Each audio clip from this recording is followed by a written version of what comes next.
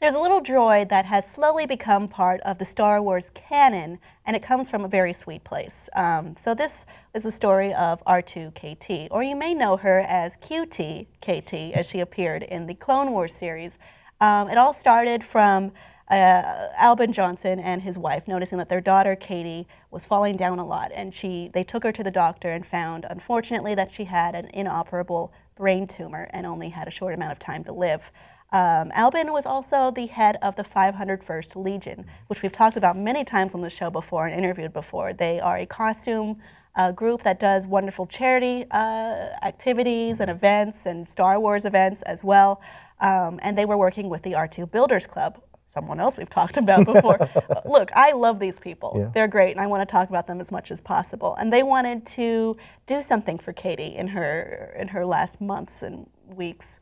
And they wanted to build her own astromech, which is let's look at some visuals.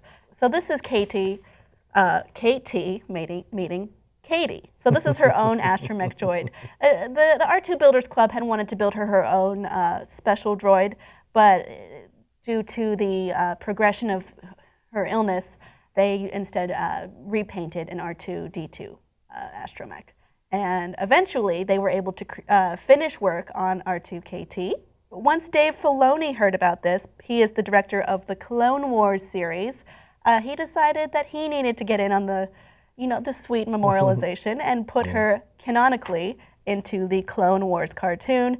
This is where she's QT-KT, a droid owned by Aayla Secura.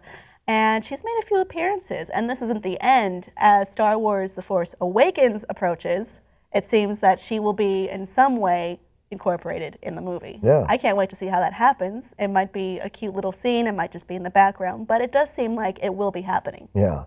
It's a great story because it also plays to the fact that the Star Wars people love their fans, and this is why. There's these stories, these interactive stories, they really work to solidify the heart that's at the center of this franchise. And I think that's why people love it so much, why enjoy it so much, because there is this feeling of like, this is a thing that it shows you that you can find positivity in diversity no matter adversity, no matter what's happening in your life, no matter what's going on in your life, there is someone who can help you, there is someone who can be there for you. And in this situation, the 501st Legion, I think, was already established before she had these issues. And so, like, to see how they rallied around it, to see how they put the droid in Star Wars, so Katie will constantly be in the canon, in the form of that droid. And that's such a sweet thing for them to do, almost like what they did with that gentleman who passed away and got to see Force Awakens before he passed away, that big campaign that was on for him. That's just great. Just great heart from the people in charge. Well, I want to bring up the story of, remember there was a little girl who was being bullied for having a Star Wars lunchbox? Yes. And the 501st was like, no, you're cool. And they helped her make her own stormtrooper costume, very accurate, and it was awesome. Yeah. So it's great to see how fans and Star Wars can do positivity and good for each other and come together. No, it's not always divisive. It's not always two people screaming at each other over, who shot first or what have you. At its heart, it's a wonderful thing, and it does bring people together. And I think in mutual affection for the series and what it represents, and those core principles behind it. And here's just another testament to what that is. So R2-KT, or perhaps still known QT-KT, will be appearing in The Force Awakens. There was, and perhaps still is available, a limited edition Hasbro toy that you can check out.